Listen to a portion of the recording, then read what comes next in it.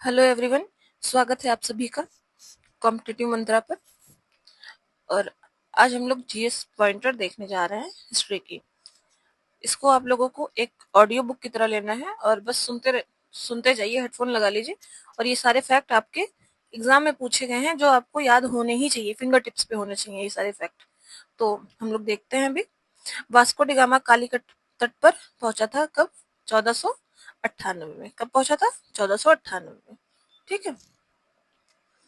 पुर्तगाली उपनिवेश का प्रथम वायसराय भारत में था फ्रांसिस्को द अल्मीडा। इसको हम लोग यहीं एक साथ याद करते हुए चलिए। वास्को डी गामा कालीकट तट पर कब पहुंचा? 1498 में।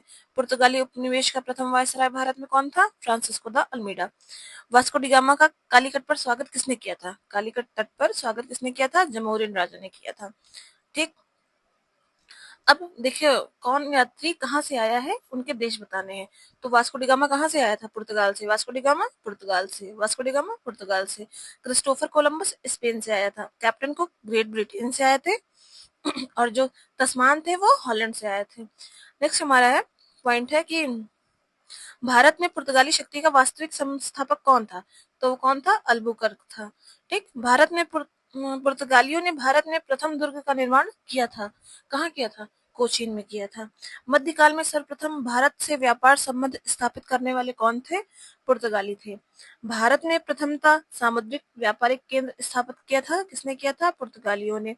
ये सारे फैक्ट आपके एग्जाम के लिए बहुत इंपॉर्टेंट है, मोस्ट इंपॉर्टेंट किसी भी एग्जाम के लिए। ठीक।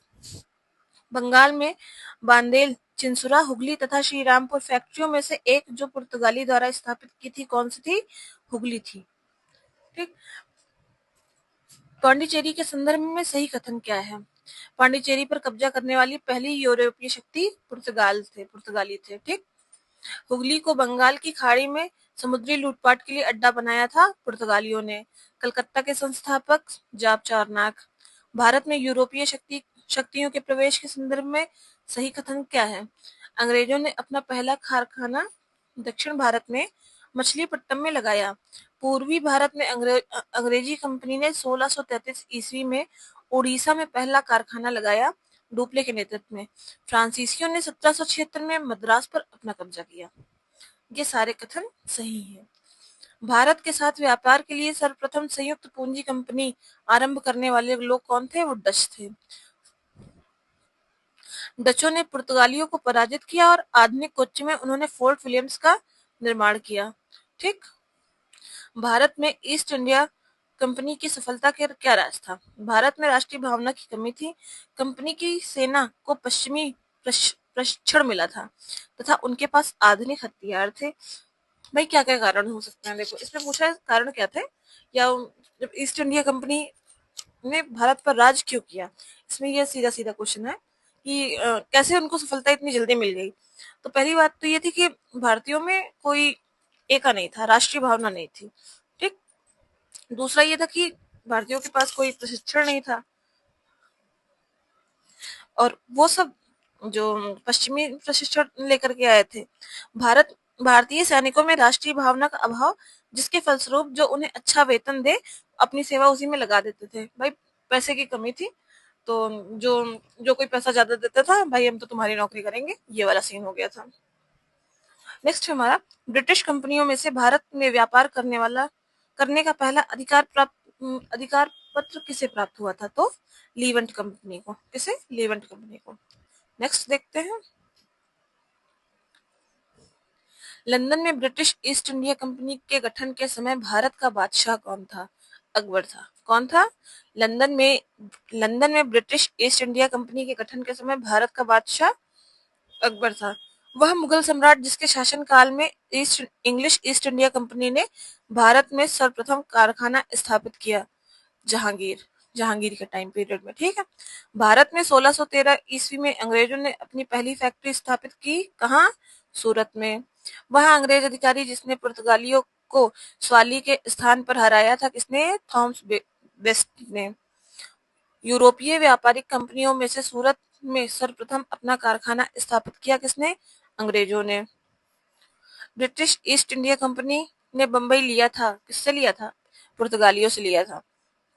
ईस्ट इंडिया कंपनी का गवर्नर जिसे औरंगजेब द्वारा भारत से निष्कासित किया गया जॉन चाइल्ड को। प्रथम कर्नाटक युद्ध का तत्कालिक कारण क्या था? अंग्रेजों द्वारा फ्रांसीसी जहाजों का अधिग्रहण। कर्नाटक युद्ध लड़ा गया अंग्रेज और फ्रांसीसियों के मध्य। अब देखिए ये हमारा जो है कर्नाटक का युद्ध है और उसकी मतलब वो अंत कैसे हुआ, इसमें इसकी चर्चा करते हैं हम लोग। प्रथम कर्नाटक युद्ध हुआ प्रथम कर्नाटक युद्ध का अंत हुआ एक्सला शैपल की संधि से। ठीक है। द्वितीय कर्नाटक युद्ध का अंत अनिर्णायक था ये। तृतीय कर्नाटक युद्ध का अंत पेरिस की संधि से।